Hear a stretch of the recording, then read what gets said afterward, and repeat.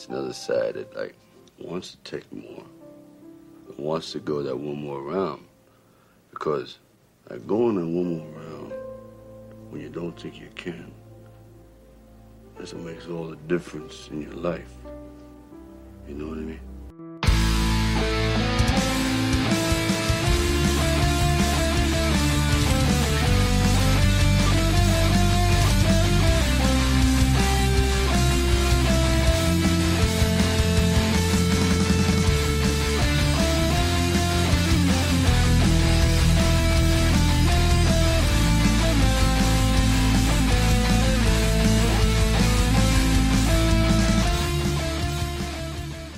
Welcome to another episode of One More Round of the Rocky Series podcast. I am your host, Ryan, and with me today, we're back together again, the original trio, Katie and Kyle. First off, let's say, Katie, how are you doing? You weren't here at the last recording, so Katie, how are you doing? I'm doing great. Weather's beautiful here in sunny Denver. Can't complain. How about you guys? I'm doing pretty good. I'm just spending lots of time with kids. Doing work around the house, just typical dad life. Yes, same. No work around the house. I don't do handyman stuff. Shame on me, but I'm not good at it. I'm just terrible with tools. I can't draw on a straight line. I can't renovate stuff. But anyways, I do play. I was just cleaning, actually. I was cleaning out the laundry room yesterday. That was my big chore. Cleaning I can do, so that's fair to myself. So I definitely do that. I do laundry, dishes, all that stuff. I'm a good hubby. That's good. I'm sure you both are. And it sounds like Kyle really gets after it when there's like a project to do. So he's like ambitious in that way. I used to be more ambitious. Now I feel like I need like a dog nanny. Like I want to, like and a maid and a pool boy, even though I don't have a pool. I need people to do all of the things. Well, at the time of this recording, this is kind of new news, but when this gets released on iTunes and on YouTube, it's going to be about a month old, okay? Listeners and viewers on YouTube, keep that in mind that we are a little bit ahead of schedule, and so what I'm going to do, Ryan, is I'm going to ease the live recordings up a little bit. We're going to catch up with real time as best we can to the time where we record, to the time we release. Basically, what I try to do is if we record on Sunday, the episode's released the following Sunday because that gives me time to edit and stuff like that. I like to edit shows because, trust me, the show is just a little bit better if we edit it. But if you want to see us live and see all the garbage that we have to go through to get these episodes out, come join our Discord. You get to interact with us as we record. The link to our Discord is in every episode. I just can't recommend it enough. I think it's the most fun that people get to chat with us while we record and give their insights. So here's some news, though. Let's talk about the big news. Of course, we've all heard about Jennifer Flavin filing for divorce after 25 years to her husband, Sylvester Stallone. Now, I didn't even post this in our group or on Facebook or on Twitter. The only kind of little silly thing I did was showing that, because we know that Sly replaced Jennifer's picture on his arm with the dog picture of his new dog on his arm that he got, which kind of makes sense. You got a new dog recently. Okay, he's going through a hard time, so you got a new dog, which is totally cool. Having gone through divorce myself, I can say that it's not easy.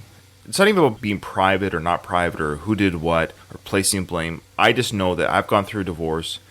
I had my issues. My ex-wife had hers. We just weren't compatible. It took us 12 years to figure that, or 11 years to figure that out. It took Sly and Jennifer maybe a little bit longer. All I'm trying to say is we wish them all the best. I don't really know what else to say. You guys, please, by all means, say something, but this is just my pieces. I wish them all the best. I wish peace to both of them. They have 3 daughters together. They're going to have family vacation. There's going to be Christmases and probably grandkids in the future. So I just wish them peace with this journey because it's not easy to go through. And 25 years is a long time to be with somebody. I wonder if the events with that divorce, which is understandably stressful, maybe that exacerbated Stallone's feelings when it came to Erwin Winkler and what he was like, kind of the vitriol he had there. Mm-hmm. I suspect he was probably a little amped up with stuff going on in his personal life. I agree. I have not gone through divorce, and this is going to be lighthearted. I hope nobody. Oh. My joke is that she found out about my affair with Sly. You're emotional. Yeah. That's my joke. You guys don't know how many people reached out to me because they know how much I love him. And they're like, Katie, here's your chance. Here's your chance. I'm not trying to make light of No. their ending marriage. I do love that he adopted a new dog, an adult dog, which I love. And I do love a Rottweiler. Dwight, which I think is his character's name in Tulsa King, is the dog's name. So I want to congratulate him on the new addition to the family. And I did call this, did I not?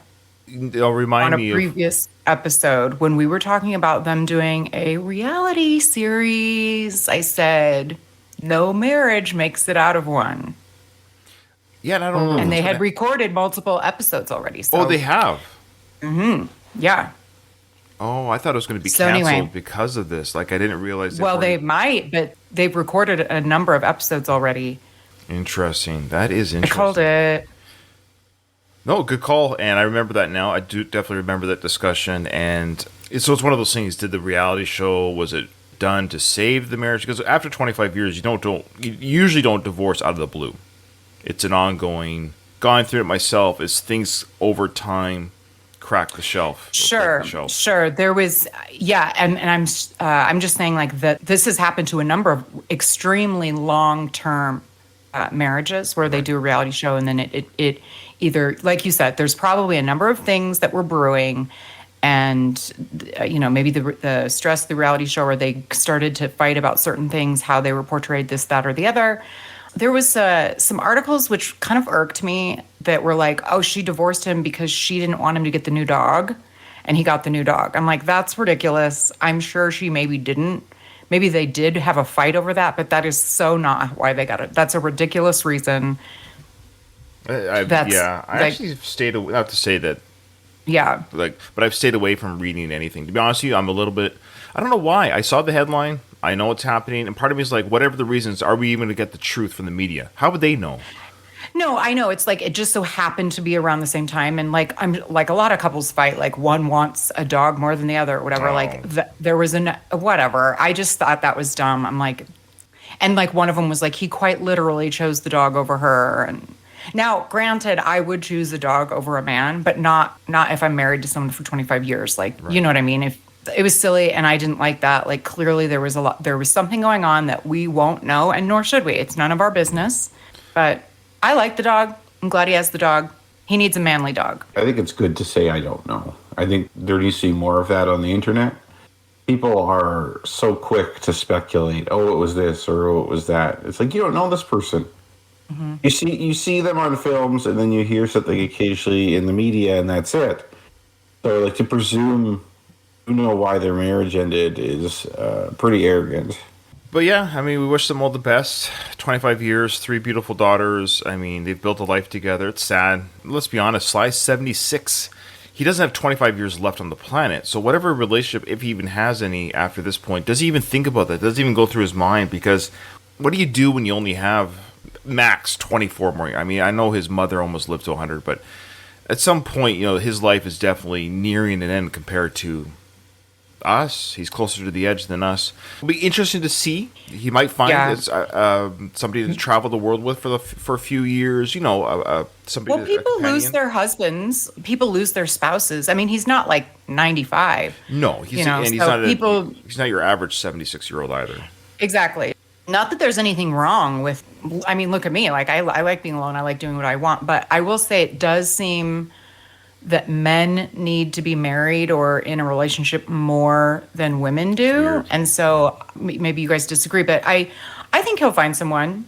Obviously, he's ineligible. I think there's going to be a lot of people after him, but that's the problem if you're Sly. There are too many people after you. Like there's a million Katie Guyland Kirkins who would everybody's like, are you in Florida? Like, they're like, are you already like staking out his set? Or what I'm curious is if he has old man smell yet. That may affect his old man smell. Old man smell. Old men have like a certain smell. I think he wears a good cologne. He has a look about him that he wears like a nice cologne. So I think he smells nice. I'm sure he smells great. I think he should try and disguise himself grow a big beard, do something with his hair, really drastically disguise himself, and then see if he could find someone, maybe in another country or something, who doesn't recognize him, likes him for who he is. And then once they are in a relationship, takes him back to like his Beverly Hills mansion or whatever, and be like, now this is the real deal. It's hard to hide Sly. I bet there's a bunch of 25-year-old girls that doesn't know who he is. That's true. But I don't want him to get a 25. I want him to find someone somewhat age appropriate, which I'm included in that. No, I'm kidding. Everybody joking. Like, I would love to meet him, sort of, but then the fantasy would go away. And of course, it would be nice if he didn't find some like perfect 30-year-old model or something. I would like for him to date someone like somewhat normal. Well, there's a 22-year age difference between him and Jennifer. She's only 54. Mm-hmm. I think this works out better for her, obviously, because she's only 54 and still looks great. But like so he was 50 when she was what, like 28 or something? Yeah. Is that approximately when they got married or together? I think they met just before Rocky V was starting. I think it was 88 if I read correctly, something like that. Yeah. And I'd like to point out she was an 8-year-old girl in this current film. Yeah, it's funny when you do that. I even do that with my wife. Yeah. She's 8 years younger than me, and I'll do stuff like when I graduated high school, she was in grade 4. You know, I know. It's weird. Yeah, I wasn't born yet, nor was Kyle, but during this movie. Oh, I think when I graduated, I was like, come on, guys, I'm not that. No, for Sly. Yeah, all great comments. I mean, everything's connected between him taking on the Tulsa King as a regular show, him getting the dog. I would say it's like a mid or late midlife crisis. He's got a new dog. He's going through a divorce. He's mad at the Winklers, his legacy, and so we can say it's a little bit about the money because he knew maybe the divorce was coming or the end was coming in his marriage. So he probably doesn't have a prenup. I got a feeling he doesn't have one. I don't know why. Oh, why would you say that? I don't know why. I got this weird feeling. I should say I'm surprised by the divorce, like publicly. I mean, there's some divorces you hear about, like, did we really believe that Brad and Jennifer would last 50 years? I mean, there's just some you kind of just know they're too hot for Hollywood, too hot for public. They can't be together forever. Jennifer and Sly just seem to be the real deal. And I've heard from other people, I won't say any names, that told me that Jennifer's a real sweet person, and not to say Sly isn't, but these people are also friends with Sly. So they just seem like a nice couple, and I don't think they hate each other. It's just I think it's amicable as much as divorce can be. Plenty of perfectly nice people that have been together for 20, 30, 40 years get a divorce. I mean, it just happens. I mean, all the daughters are over 18. Yeah. We wish them all the best, and we'll see by the time we record again if Sly has a new squeeze. We'll find out. Speaking of new things, Sly, of course, has released a new film. We got a new film. Have either of you seen yet Samaritan? No. I had planned to watch it last night, and I didn't. I did read a review. Don't even tell me the review. I won't. Did you watch it? No, and that's why I say don't even read me the review. I mean, if I've seen it, I could care less. You could read me the review. So no, I figured that we would have enough to talk about this morning with the divorce and stuff that we maybe wouldn't even get to Samaritan. So no, we'll save that for our next episode. So I'd like to hear your guys' thoughts. Put it that way. I want to hear your guys' thoughts on our next recording. So we'll have that ready to go. Donald did send us an email. I didn't send it to Katie because I don't want to read it. And I told Donald this already because he gives his review of the film. So once I started him, I saw he was starting to. I stopped reading it. Got it. Yeah, but next time. I did see his score, and his score doesn't surprise me. I won't even say the score, so I don't want to spoil it for you guys. I did go to IMDb to look at the user score or the ratings to kind of see what the general public. Is it a turkey? Is it getting 2 out of 10 or that kind of thing? And it is getting about 6 to 6.5 out of 10 is the average rating. That includes people who give it 10, those who give it 1. You know what I mean? People always do that type of stuff. That's actually pretty good. I mean, that's higher than I thought it would be. And that's what Yeah. And that's kind of what I thought I was going to be. I don't think it's going to... This is just my feeling.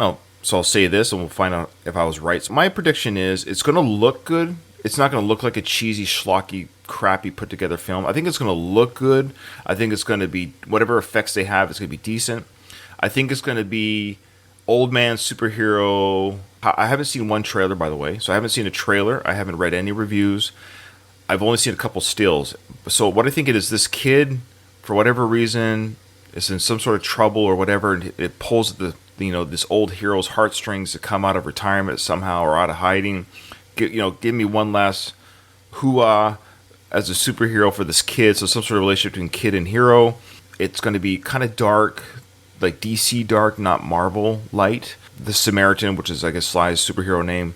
He gets beaten up to a pulp type thing, but he, digs in deep, underdog story, and he wins. Something like that. So that's my guess. And then it's going to be predictable, but it's going to be fun. And I think that's why it probably doesn't have a huge score, because I don't think it's going to break new ground. So there you go. That's my pre-review before seeing the film.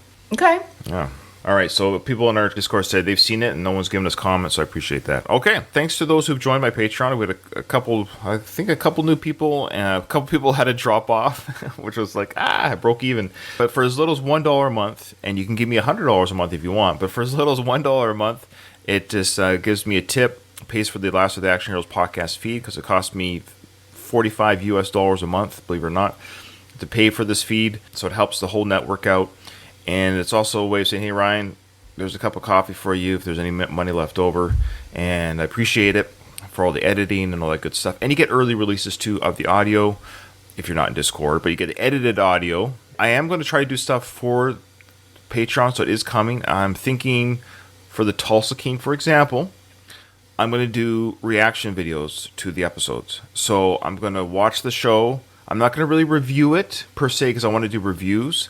Like proper reviews. I haven't quite decided yet, but I might just do reaction reviews, and that might be Patreon only. So at the very least, I thought, well, if I'm going to watch it anyways, I'm going to do like a sit down, like, oh, that's crazy. Oh, that's Sly being crazy. Oh, I like that character. So it'll be kind of a watch along with Ryan, but that will be Patreon only type stuff. So stuff like that is coming down the pipeline. For as $1 a month, you'll get to see that Patreon only exclusive material. So those stuff are coming. Okay. It's a good idea. Thank you. I like it. Thank you. Here we go with the next scene of the film. So who wasn't here last time? We trivia. have to. I wasn't, but yes, we have to do trivia.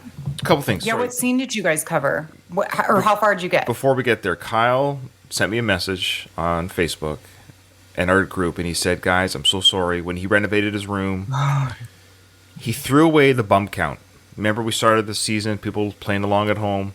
Kyle was tracking on a piece of paper, old school, like Rocky with his little notepad, get Del Rio's name in there. Not on a proper computer file like you're supposed to do. This guy works with computers all day. That's why I do it on paper. We have to use 1976 technology. Hello. Good point.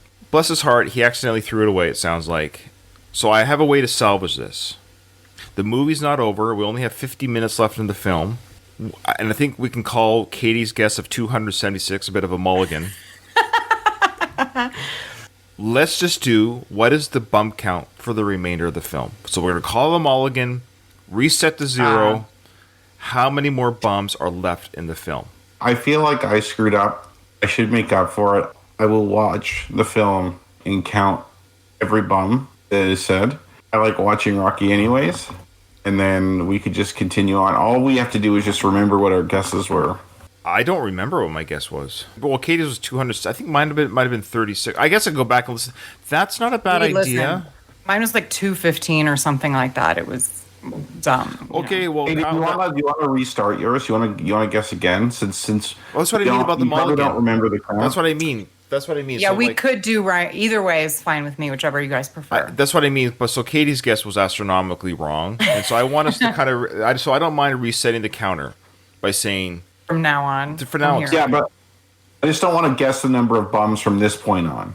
Like I want to do the whole film. I think that's important. So I will go back and figure out how many bums were set up to this point. Okay. It won't be a big deal. Okay, so Kyle's going to do a rebump count for the film. Fair enough.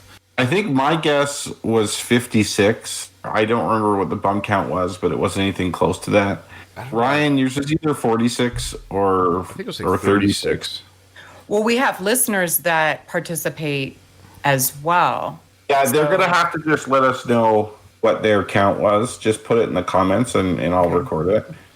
Donald said one more bump count round. Jeez. We're going to do the one more. Okay, here we go. Ready for trivia? Mm-hmm. How many eggs does Rocky put in his drink? And this is a very apropos question. We're literally about to watch that scene. That's what you guys got to last time? Okay. Yes, this is question 1. How many eggs? Okay. And if our dear listeners who are old school, who listened to the Going the Distance podcast back in the day, Kyle actually did a video. He drank raw eggs for the Going the Distance podcast. Kyle, do you still have that video by chance? Right. I can see if I can find it. Because I don't think I've seen it. I think I sent it to you on Messenger, Ryan, so I can go through my Messenger and see. That's a lot to go through. Oh, you know what? We've mostly messaged each other nowadays on the shared feed between you and Katie and I. So I could probably find it without too much effort here. I'm going to see if I can find it right now and maybe show I can't believe you did that. I mean, literally, I can't believe you did that. He did, for real. Yeah. I had been drinking Oh, God. So then it was... Ugh, plus alcohol. Now, I'll tell you this much. It was worse than I thought it was going to be. Yeah. Wow. You could not pay me to do that. Well, you have the vegan thing, though, right? Yeah, but still. So say if you weren't vegan, hypothetically, just wouldn't like doing it because like the texture or whatever. Oh God, No, I need to think about something else. Okay. So what you're trying to say is you wouldn't swallow, you would spit? Is that what you're saying? I knew that was going to come up. We don't need to go down that path right now. No comments. I found the chicken chasing video. No, that one's not fun. Oh, that's right. Sorry, that's not. It's terrible. I babysit for Kim's chickens when she's out of town, so I hold them and snuggle them. Katie, that chicken deserved it. They were bullying the shit out of one chicken in there. Okay. It was all pecked over and looked like it was going to die. I left that one alone. I went after one of the bully chickens, so it was some justice here. I don't know whoever's chickens they are. They need to separate the one they're pecking on. He was telling me, and I don't know how true this is, that they always find one to do it too. Yeah, they do. Kim has chickens, so she'll probably be able to, but she has ways of separating them. They get in little gangs and stuff too, and if one of them is sick, they kind of know that, but you just have to separate them until they... You're right. I don't know anything about chicken I know. raising. I'm just saying, I know way more about chickens than I would have thought because of Kim's chickens. And actually just lost one, my favorite one. Her favorite one, too. Is Kim vegan also? She is not. And, she gives me eggs for the dogs. I put eggs in the dogs' food. They're, treated like royalty, her chickens. So, but I still won't eat them. I mean, I wouldn't eat them. I have no desire, but my dogs do. That's fair. Whenever my dog's gone, I realized how much work he does to keep my floor clean. Licks if I all spill any type of food on the floor or something like that, he's on it. When he's gone, I'm like, oh, no, I have to clean this up. What time did Rocky set his alarm clock before he drank the raw egg? Again, this is scene is coming up next. We're going to get our answers really quick here. Again, play at home. Put the answers in your head. Question 38. Why did Rocky want to train in the meat factory? Okay. Why did Rocky want to train in the meat factory? 39. What is the meat factory called? All right. What's the company name? And lastly, how much money does Paulie get if Rocky wears his robe? Shrewd. Oh, nice. Shrewd. Great questions, Rocco. Yeah, I feel like the third one is going to be up to a little bit of interpretation. Sure. I don't know. We'll see. Okay. Ready to rock and roll? So the last scene was, it stinks. This whole place stinks. That scene, Katie. Oh, that was a good one. I'm excited to hear that one. Episode. Missed a gooder, Katie. Yeah. One of the best scenes in the film, I think. Yeah, it is a great scene. And Doug did a great job as guest hosting for the Rocky Minute. He's great, and he played great for you. I think he beat me and Kyle in that trivia round, to be honest with you. I think he won it. Doug and I tied, and then you got 3. Doug and I each got 4. I'm confident with this one. I got 5, so I'm happy with today. Okay. All right. So those who are new to the chat, make sure you click on the watch stream, because we're going to play the movie now, so you can watch along at home, and you can watch what we are watching and give whatever comments you want in the chat. Okay, here we go. Well, there's an answer. There's an answer. Yes. I got it. I wasn't sure. Yeah, same. I was debating between 4 and 4:30, and I put 4. So It's 4:01. Well, I don't know how technical we're going to be. Yeah, I'm going to go with 4 o'clock. I think Rocco probably put 4. We'll find out after. Ryan, can I do something that is annoying and kind of rude? That coffee's hitting me pretty good here. Oh. Could you just pause it for a second? No worries. We can just talk to the Discord people while you do that. It's fine. This is the Discord beauty of things. I can... Oh, no, don't leave the chat. Okay, that's going to... Do you know what he has there? Does he have... it's hard for me to see. Is that Noxzema on his shelf? Oh, my gosh. I don't think I've ever noticed that before. What is Noxzema used for again? It's like a facial cleanser from back in the day. Oh, that's right. What else does he have up there? What book is that? maybe a phone book or part of a phone book. Baseball Stats of 1968 is the book. The one where we can see what it is. Yeah, it's upside down. Yeah. If Kunda knows that answer, then I will salute him. I meant to ask you, I have not looked or listened or anything, like if he's covered all of this recent news. Oh, I don't listen to the show. I haven't gone to his page or whatever either, but like the divorce or the Irwin Winkler stuff, I didn't know if he had thoughts. I did message. All right. He was very mum on it. And so I kind of got the feeling like, okay, all he said was that Jennifer's a sweetheart. That was his answer. And I just left it at that. I'm like, okay. You know, I would be surprised if Sly shared anything with. Oh, I know. I was just curious if Kunda was going to take a stance. And if so, what? Because he's a character. So that's why I wondered. Yeah. Okay. Got it. Okay. All right. So Kyle's back. Okay. So, 4 a.m. I bet you that was the answer. And while you were gone there, Kyle, we looked at the book there that's on the shelf. I was able to make it out, the one it's upside down, but the binding is towards it. It says Baseball Stats of 1968. There you go. Perfect. That's not the time you started at Mixed Gym. Yeah, that's about right. Terry Sly's actual book. What is that cream for? Oh, don't you guys remember Noxzema? I remember the name. Not really. It was like a face cleanser that was kind of like tingly. It had something in it that's sort of almost like tea tree oil or something like that kind of made your face cold. It was like kind of... That's not like a jar of Vaseline or anything like that. No, it's facial cleanser. Okay. I can't see what those other... Actually, that looks like tape. Those other things look like medical tape almost. To wrap. Yeah. Extremely primitive looking radio.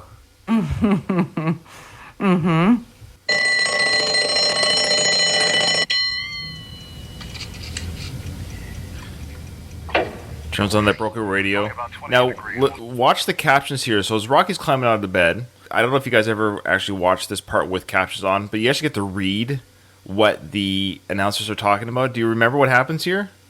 I love this radio thing he's listening to. I think it's like a kind of a hidden gem. Yes. These announcer guys are so irritating and annoying, but also hilarious. Here, it's only about 28 degrees. We'll check that forecast. That's like freezing. So it's like -0 for us there, Kyle, I think. So. Yeah, that's below freezing. Yeah. Check that forecast in just a minute. I feel very mischievous, very weird, very... Well, the thing is, I got vinyl seats in my car. When I hit those seats this morning, I tell you, I just went, woo!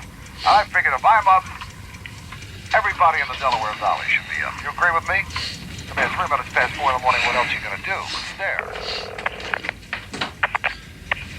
Hello? Good morning, Mrs. Kramer. This is Don Cabot, WIBG Philadelphia. How are you this morning? What? This is Kramer. Good. Oh, I think you have a lot of comment this hour in the morning. Goodbye. Has anyone, I'm just curious, in our chat there, in our Discord chat, has anyone seen that for real or saw the captions, or is that old news for everybody? That whole little... He's basically saying, when I got up for work in the morning and I got onto my vinyl seats, they were so cold, it woke me up. Woo! You know, and he goes, if I got to be up at 4 in the morning, everyone in the Delaware Valley's got to be up too. And so he just randomly calls some lady that, you know, hey, we're the shock jocks. We're here from Philly. Wake up, lady. How dare you call me? This is what I'm wondering about this. Was this actual radio that was recorded, or was it something someone just made up to sound like radio? Yeah, I think it's ADR, right? This is a bit. This is something they recorded and threw on the film and the audio. Now, if you'll notice, he said it's 4:03 in the morning, which is exactly the time. Like we started, it was 4:01 when Rocky got up, and he's doing stuff for a minute or two. So they're basically dead on the time. Yeah. If it's a regular recording, then the time Rocky woke up was set to match the recording, not the other way around. Yeah, so they record this for the scene, which is a great little nugget. Because I guarantee you, especially back in '76 when this was on a film in the theater, nobody heard that chatter. They just heard radio chatter. But the beauty of course, of subtitles today, that people put these in for you to hear. I love subtitles. I'm sorry, I use them all the time because you just catch things like that you don't. You've kind of got me hooked on it too, a little bit, partially because I don't hear very well, but then you do catch things. But they're wrong a lot of times too. It depends on if it's just like, It depends on, this is from the Blu-ray. So, yeah. But every now and then they get a name wrong or a character. Yeah, I've caught it when I'm watching TV. And there's. Are we counting the eggs, by the way? Yeah.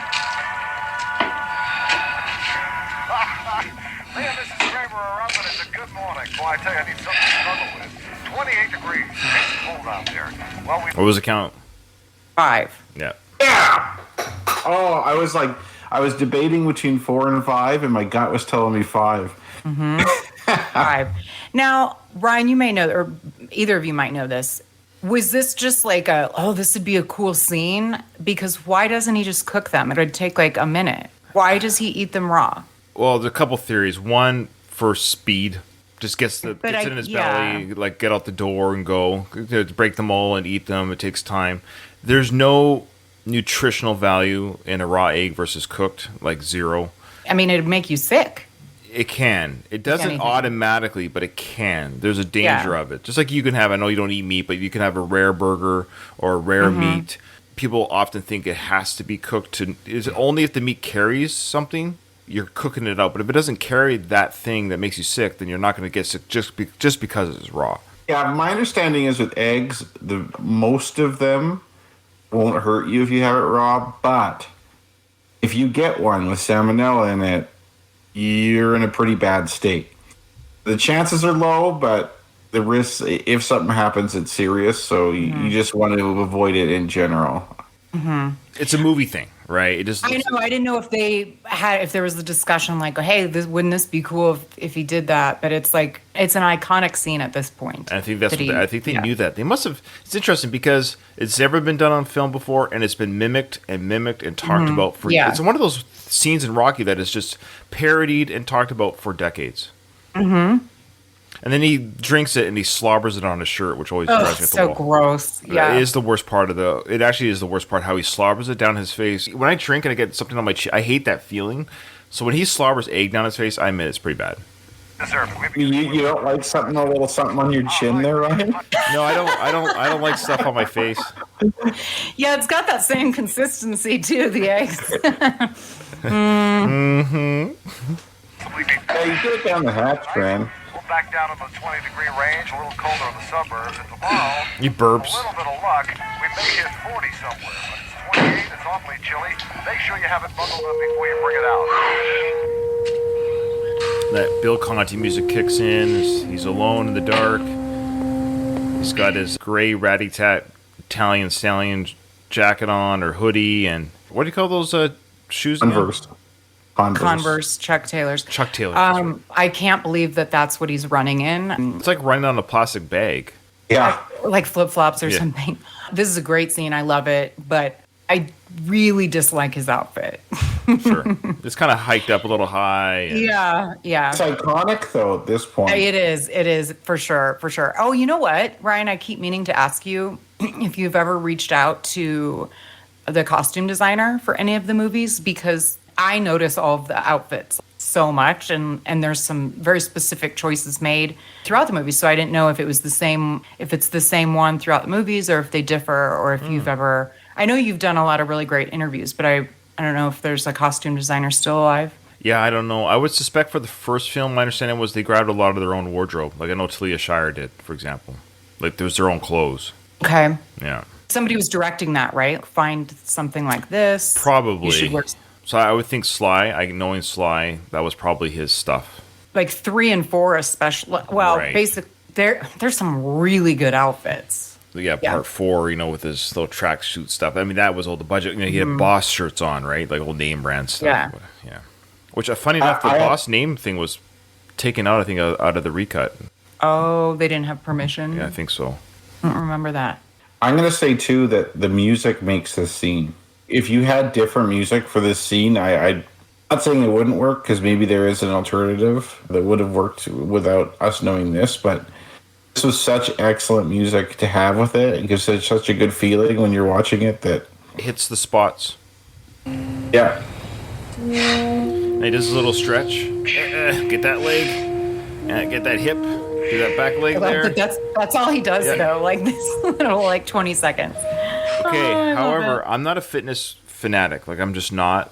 Like, I don't know the ins and outs of everything. But I have been jogging regularly now 20 plus years. It's a regular thing I do, and I jog 7 kilometers every time I jog. I'm going to be going for a run after this recording. I jog almost every day. I never stretched before, and I never stretch after.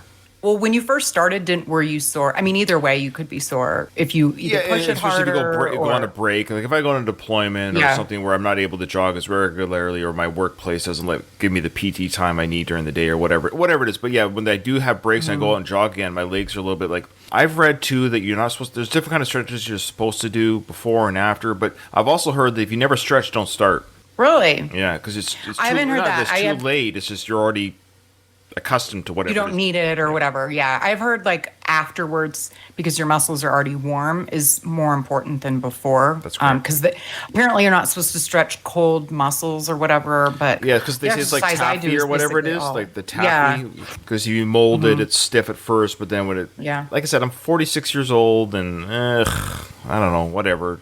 So you never do yoga or anything like that? Where I've done yoga. I don't do it recently, but I've done it. I've done it a few times. I go on and off on yoga. It's something I actually want to pick up again because I think it's something that you can always do. There's no age limit on that. Yeah.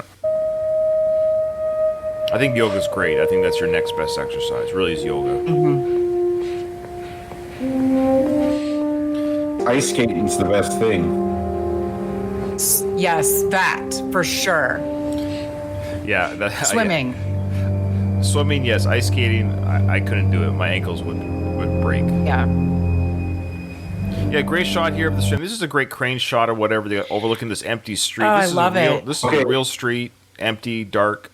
I love this so much. It just showcases how goddamn early it is too. It's dark, the street lights are still on, and then the newspaper truck delivering the newspapers in the morning for the little paper boys to do. And right? This is a real activity. I would suspect this is, what do you call it? Stock footage, so to speak. They probably just go, okay, put a camera out there, get some morning activity. Were you guys ever paper boys? Yeah. Yes, for 4 years, from the age of 10 to 14.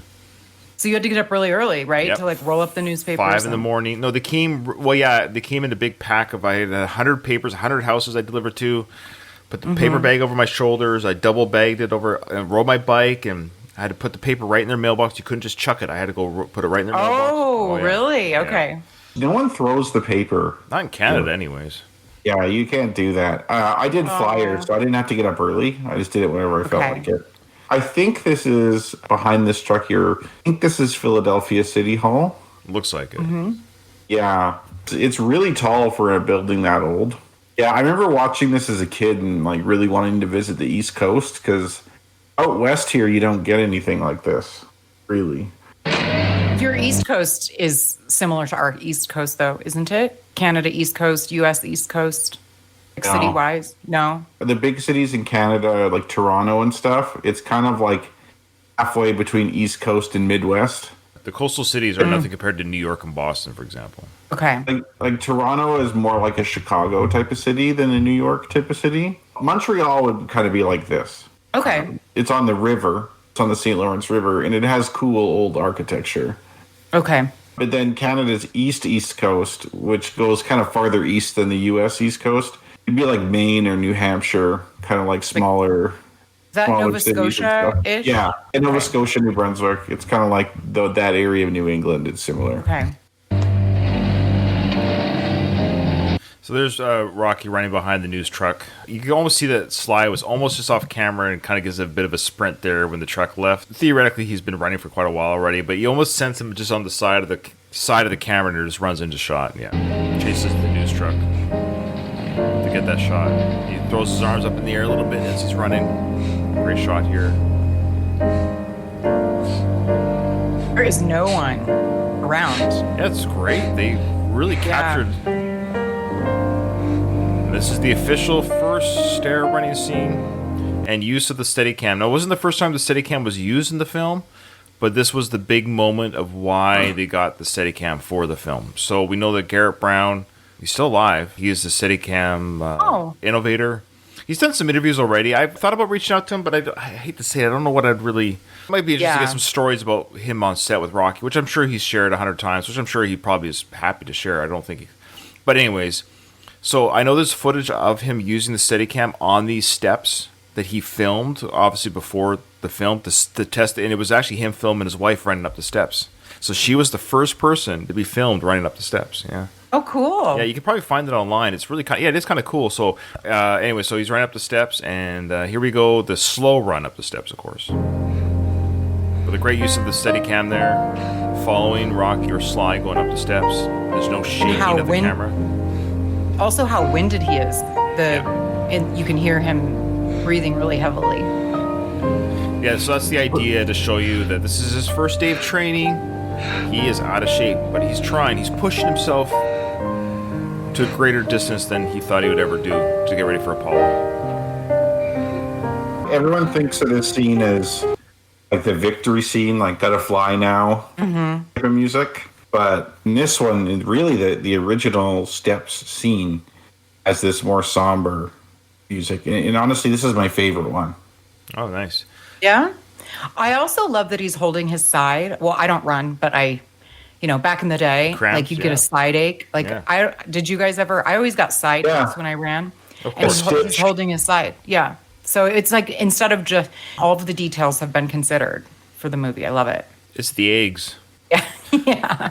Giving a bit of diarrhea cramps.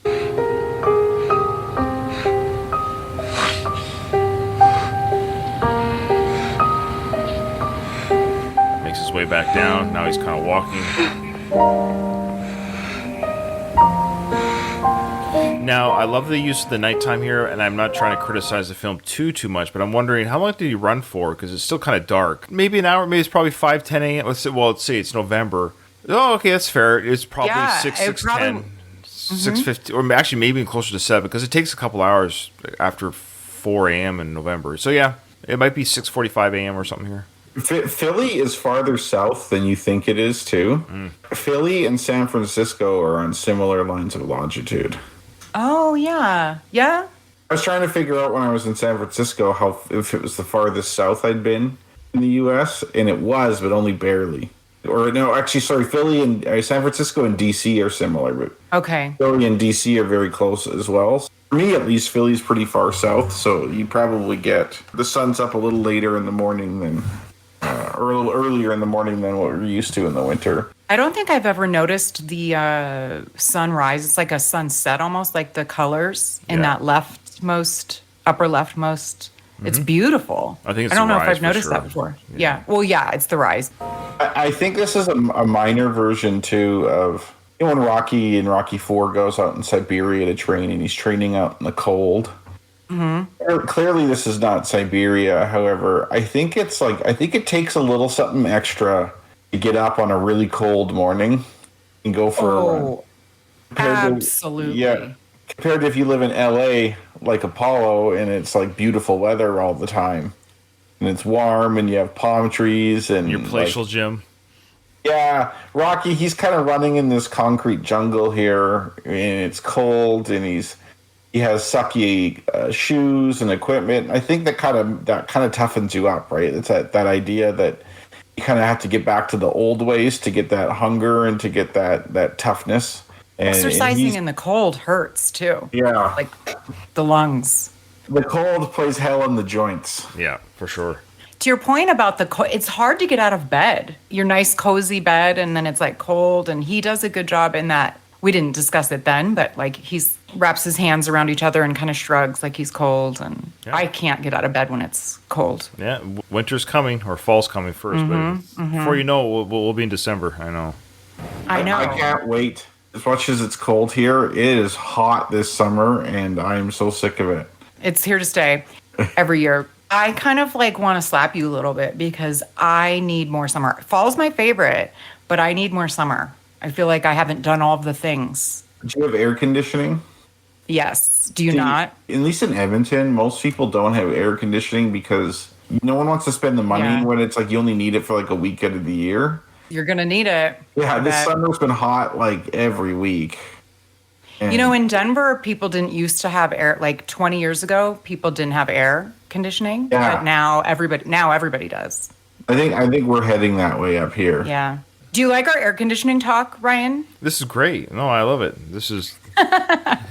But you're right. I hear what you're saying. I'm with Kyle. It's kind of like that in Victoria.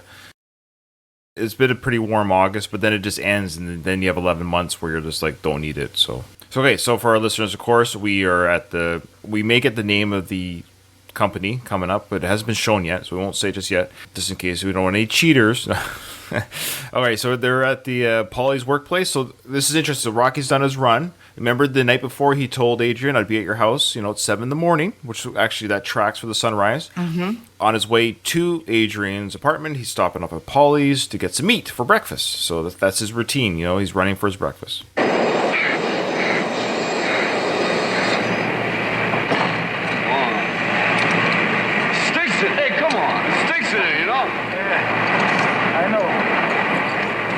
Right away, like Rocky's like, this it stinks in here. His apartment stinks. Where Paulie works stinks. His whole place stinks. And of course, Paulie goes, "Yeah, I know." And he takes out his, what is it again? Wild Turkey or Four Roses? What's his alcohol? Four Roses. Four Roses. Yeah. My parents, last time they stopped over, they brought me a gigantic bottle of it. That's right. Because they listen to the podcast and know because of that.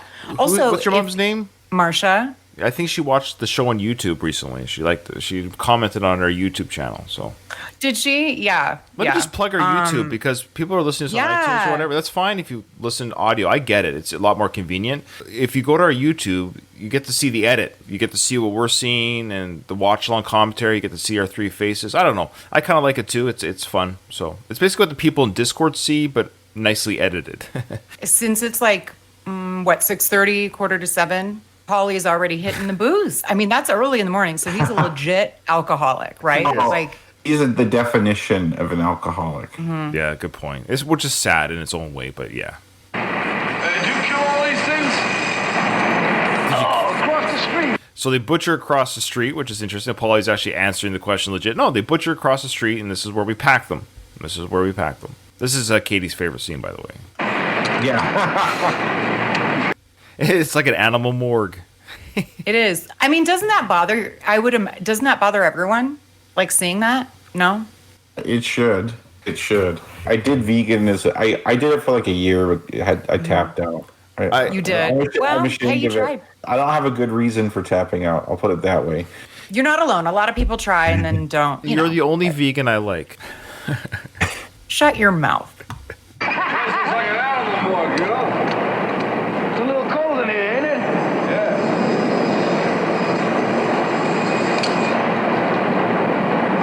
Who killed all these things? Rocky seems to be Don't you love how he touches everything with his bare hands? Yeah, there's that. There's that. But I love how Rocky's so who killed all these things? So he's, I guess in his way, he's never seen. Yeah, he's never seen. And maybe, like you said, you're right, Kate. To Rocky's eyes, oh yeah, I guess the steak that I'm eating has to go through this process. So it is a bit of an eye-opening for experience with this cow or animal. It had to go through a whole process before it ended up in your plate. So even Rocky's kind of seeing the process here, and it's freaking him out a little bit. It's unnerving Rocky a little bit. It's because Rocky is an animal lover. He is. Mm-hmm. If you don't pay Gazza, you end up on the hook. Hey, come on, Gazza's a good man. You know that. I don't really remember this. No. Paulie makes a comment there for our listeners. It was a little hard to hear, but yeah, that's the good thing about the caption. So Paulie says, yeah, if you don't pay Gazzo, you end up on the hook. Hey, don't get excited. I know that. That's what I want you to talk to him about me in the collecting job. Get me out of this stinking freezer. Why don't you do yourself a favor? Why don't you keep this job because you eat better, Boo. Yeah, it is weird because that's a decent job Paulie has. He has benefits. He has health insurance. He's in a union.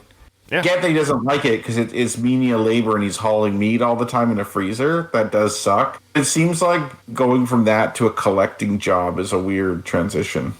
It's like, hey, I'm making cash occasionally, and you can see from Rocky, I'll be living hand to mouth. He's very short-sighted. He's just thinking, I'm cold right now. I don't want to do this anymore. He can't haul meat no more because Adrian lost her virginity, which he's going to express coming up here about that very issue. We're going to get to that. Look, there's a look right there. I know we can't see it on iTunes, but he gives Rocky a look after he says moo. He gives Rocky if looks could kill look, because he's trying to tell Rocky, I know I want this job with Gazzo. I want to get out of this place. It stinks. I don't like working here. My joints and all this stuff. So to be fair to Paulie a little bit, he figures his mental health will be better outside of this place, which maybe it will be. Maybe he'll enjoy breaking thumbs more than he does, cutting meat.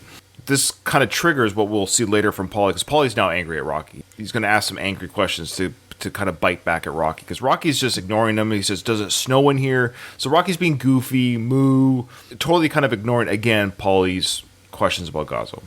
Yeah, just like he did before about the bird. Tell me about the big bird, small, big turkey. So Paulie has tried several times, and Rocky's like not taking him seriously. So it's a little bit understandable. Paulie's expecting some quid pro quo.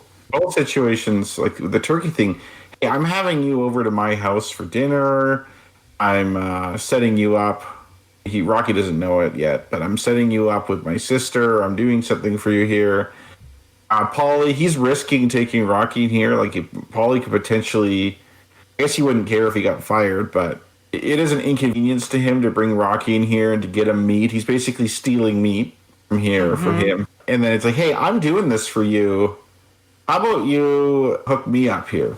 Good point. No one here. You and my sister. How you getting along together? How you think? I'm not sure, Rob. What's the story? About what? What's the story? What's happening? You really like her? Sure I like. Paulie's asking, "What's the deal with you, my sister?" I think is he asking right here, "Do you like her?" because he knows they've had coitus, and so he wants to make sure that Rocky isn't taking advantage of Adrian? Is this actually maybe coming from a place of concern for Adrian and not jealousy, or a bit of both, or what's your thoughts? I think he really is being a protective brother here. It's odd that Rocky's not reciprocating the level of concern, seemingly, because Paulie's asked a few times, "No, really, do you really like her? Like, what's the story?" And Rocky's just like, "Well, what do you think?" "Sure, yeah, sure, I like her." Why doesn't he say, "Yeah, I do, I really like her"? Why doesn't he do that? Rocky has a hard time talking about his feelings. I think he doesn't want to be there. I think he wants to get his meat and get out and train.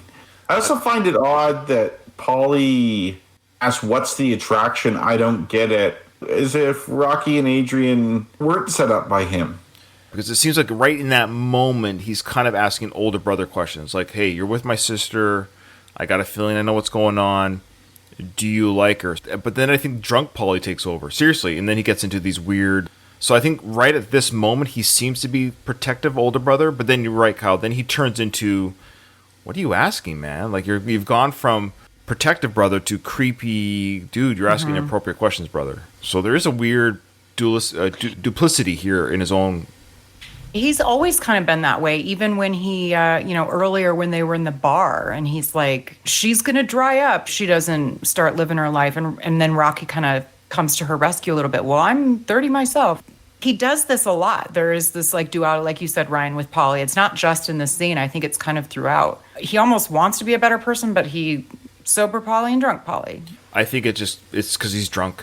We're asking these questions as sober people, so to speak. We're thinking with sober thoughts. I think because he's an alcoholic, and thankfully, I can say, and I know there's some listeners who probably can't say this, and I feel bad for those listeners, but if you're around somebody who's an alcoholic or a drunk, you probably see these types of behaviors. You might see them being loving and happy and goofy one second, and then they're angry and bipolar, really behavior. You could be a happy drunk one moment, and then you're angry. It's like, why are you acting this way? So he's saying what he feels. He loves his sister to some degree, but then he's obviously very jealous of Rocky and his sister too. So he's going to go into, I'm now going to get into some jealous, angry type questions. That's really good analysis, Ryan. Well, that's why people come to the show, Mm-hmm. I don't see it. What's the attraction? Here's Kyle's question there. I don't know. Fills gaps, I guess. What's gaps? I don't know, gaps. She's got gaps, I got gaps. Together we fill gaps. I don't know. I don't know. Well, we all love that little moment because it's a cute little moment before Paulie loses his lid here. But I've used that analogy. It's just like you have a relationship where I'm not a perfect guy, my wife's not a perfect girl, but together we make it work. And so that's what Rocky's saying. Together, whatever she has or lacks, I help out, and whatever I lack, she helps out. And it's a sign of a good partnership.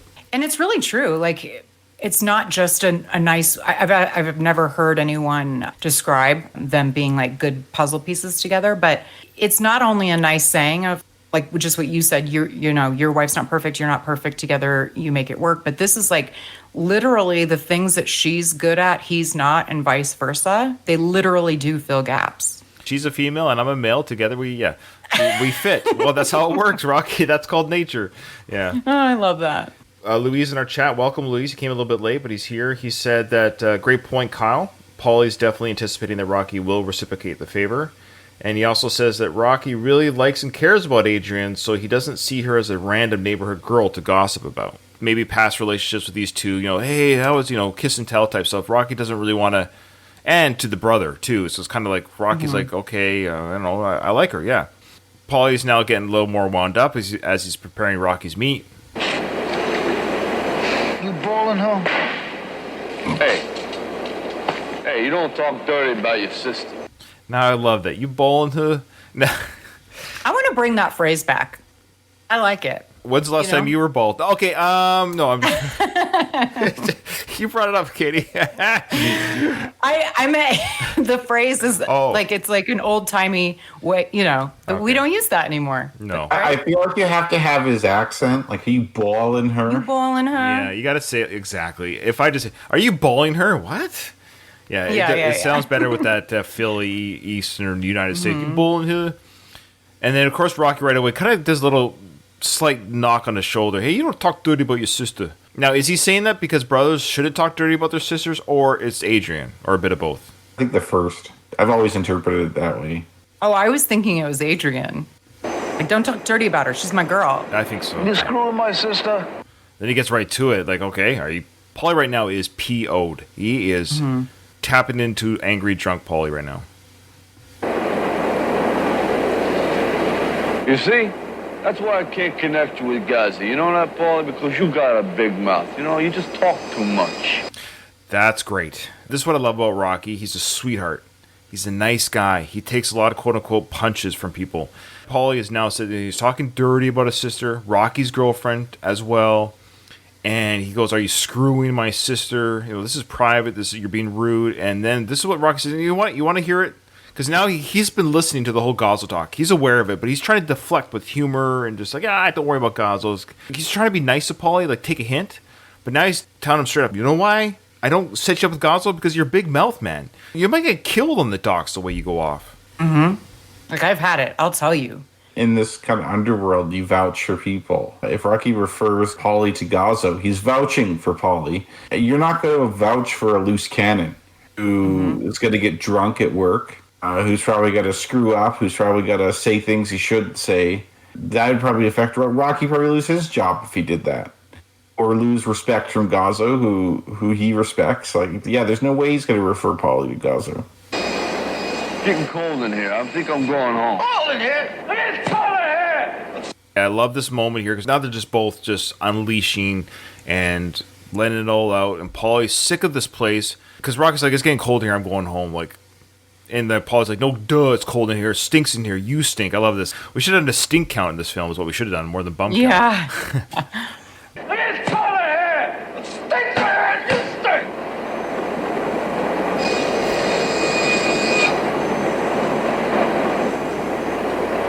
If you're watching this for the first time, Paul is like, it's cold in here. This place stinks. And you stink. He's telling us to Rocky, you stink. And he's punching the meat as he does. And Rocky goes right up into his face. Look at that stare. As a first-time viewer, you might think, and rightfully so, that Rocky's going to knock him out. Mm-hmm. Yeah. That's how guys do it. When you're going to fight, you get right up in the other person's face like that. They're doing the stare down. This is the pre-fight ritual. Yes, agreed. I was just going to comment on both Bert and Sly. Their acting is so good. They truly do look so angry. And it's nonverbal. It's in their facial expressions, and it's fantastic. Sly at first, he just looks great here. What a young Sly, 30 years old here. Mm-hmm. Look at that face. A great scene. And then he does a nice little nudge where he just kind of pushes Paulie back. Here we go. And I love this. And then Rocky just does his... here we go. You know what's coming, folks.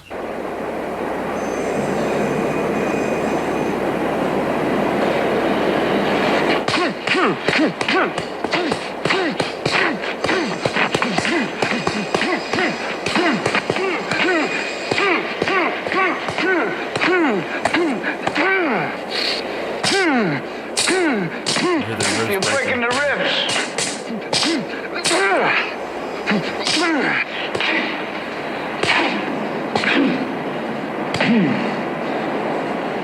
for our listeners, of course, who aren't watching this on YouTube, again, I recommend watching this on YouTube because you get to see what's going on here. But you got Burt Young's acting as Paulie. You know, he puts his hat down. He's like, because he's thinking like, ooh, that could have been my face. Yes. Had I pushed this guy too much, if I pushed this guy too much, that could have been me. So, and Rocky's also kind of doing that too. He's like, I'm not going to kick the crap out of you. I am really pissed off right now. You keep bugging me. You keep pushing me. Let me just get my aggression out on this slab of meat here. So this is kind of like a message. He's telling Paulie, like, stop bugging me. Stop pushing me.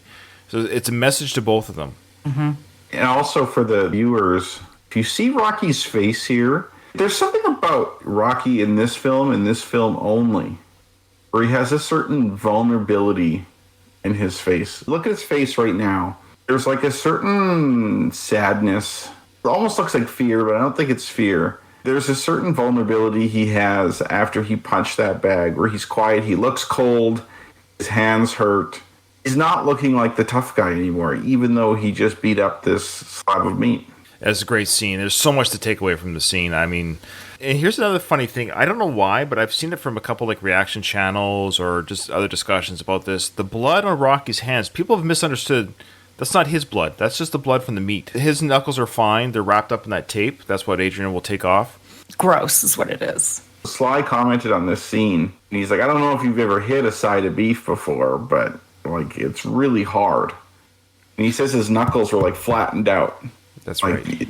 That's why he looks vulnerable and kind of messed up in this scene. It's probably like in real life. He hurt himself doing this. And Sly is willing to push himself and hurt himself in this role especially. That's just, I think, part of his personality and part of his psychological profile. He's a bit nuts. Yeah, he's really hitting that meat. That's all real. Like, that's real blood on his hands. I don't think they put that on. He's pounding that slab. It's just easier to have a real slab of meat for him to hit. Why prop it up? Yeah, he hit that meat. He flattened his knuckles because of it. The rest is history, but it lives in film history forever. What's coming up is, like you said, Brian, so much has happened with the messages going back and forth, and then it's squashed now. Like, they're good. Right. Like, after this. That's exactly right. And I love how Paulie says, you're breaking the ribs, because there's a part of us, one, it's a narration for the audience to kind of let us know. Paulie would know the sound of broken ribs at a meat factory, so he would know like the ribs are being broken. So it's a combination of, hey, he's telling us, the audience, this is the power of the punch that Rocky's doing, that he's breaking the ribs of the cow. But he's also a little bit nervous because he's responsible for this meat. So when he has to cut this meat, well, why are the ribs already broken? You know, he's got to... From a real like fighting perspective, that was very stupid to punch that side of beef. That's a real easy way to break your hand. Sure. Yeah, he doesn't want to be like that guy who did break his hand. Mac Lee Green. That's right. Had a severely cracked third metacarpal in his left hand. Yeah, you gotta be careful. Imagine if Rocky did break his hand doing this, and so Paul has to go to the news conference again. Oh my gosh, another guy broke his hand. Who's gonna fight me? If I was Rocky, I wouldn't tell anyone about it. I'd fight with the broken hand. Like if I thought I was just gonna take a dive anyways. Mm-hmm. I don't know if Rocky at this point really believes that he can win. He's like, oh, the fight's set earlier when talking to Mickey, but then he agrees to let Mickey train him, so maybe he had some confidence. Like ever, like when you start something new, like say you start learning a new language or start a new skill. I can't remember what this curve is called, but it's like your confidence in what you think you could do goes up a lot initially. And then you kind of like, say you're learning a new language and you're like, oh, I have like these 10 phrases down. And then you try and actually speak to someone in that language or watch a TV show in that language. And then you get put in your place real quick. And then... Yeah. And then you have a gradual increase in your confidence and your knowledge, like how much you really think you know. And I wonder if Rocky, when he first starts training, kind of is pumped. He's like, hey, maybe I could do this. But then when he goes up the steps and realizes how out of shape he is, he's like, oh shit. Like, I just got brought down to reality here. Sure.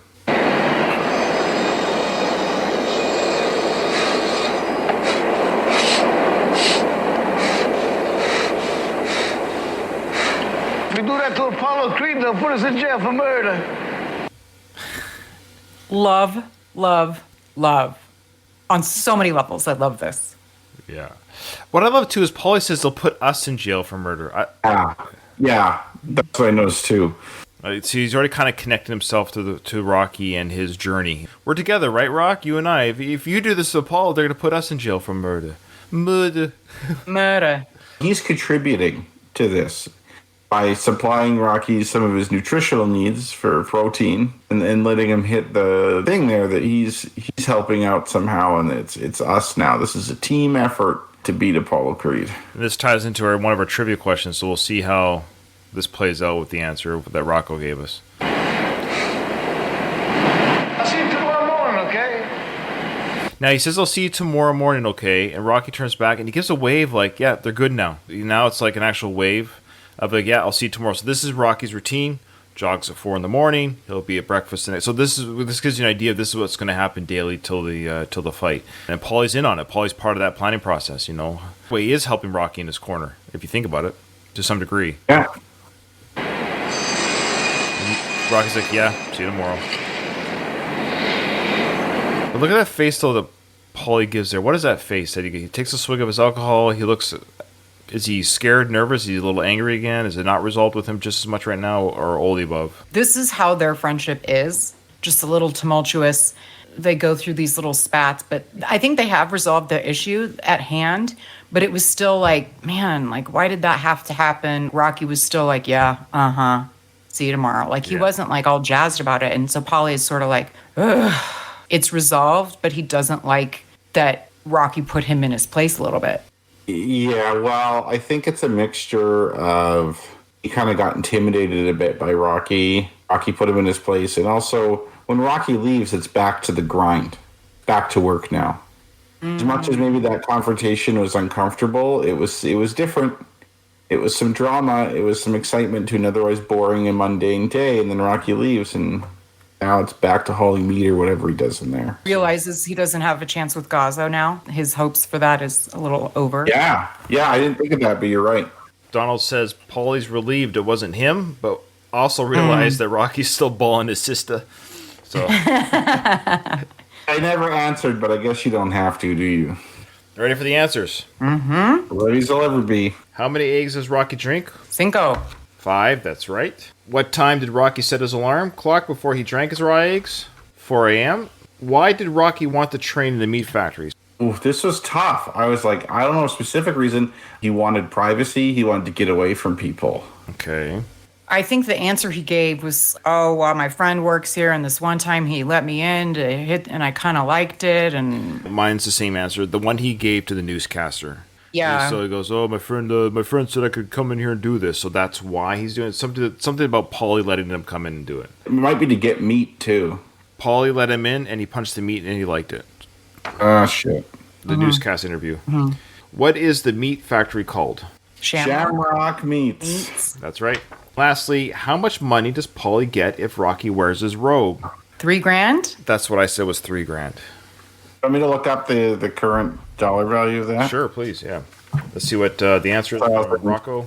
Maybe about 12,500, I'm guessing, but let me just confirm. Yes, that's pretty good. Ryan with the 5 count. Me too. I only have 4. I suck. Oh, don't. No, but you've been ahead. Weren't you ahead? Who was ahead? I somehow got behind. You guys are tied. Oh no, it's more than I thought. It's 16,520. Wow. It's basically a little over 5-1. Wow. So Paulie got $16,000 in today's money for that robe. Nice. That's a lot. That's a good chunk of. That's shrewd. Very shrewd. Yeah. I don't think it's that much actually. Like that's a lot. That's a lot of money to him. But you're due to product placement that millions and millions and millions of people are going to see. So it's like that's worth a lot. Like I think Shamrock Meats got a good deal on that one. Although I don't know how much additional business they really would have got as a result of that. But if you look at low-level fights, it's not uncommon now, not back then, but now, to have fighters with advertisements on their actual backs during the fight. Okay, well, that was an awesome Big Phil episode. Well, with that, this episode is over. Is that what you usually say? I don't know. Yeah. The episode's over. I don't know. The end of the episode. Okay. I'm sorry. What? How do we close episodes? I didn't hear no goddamn bell. Well, okay, wow. I don't think... I didn't hear no bell. Perfect. Jeez. We just got rated R with Rocky. All right, guys. Thanks so much. Thanks everyone in our Discord. You guys are awesome, and we love your support.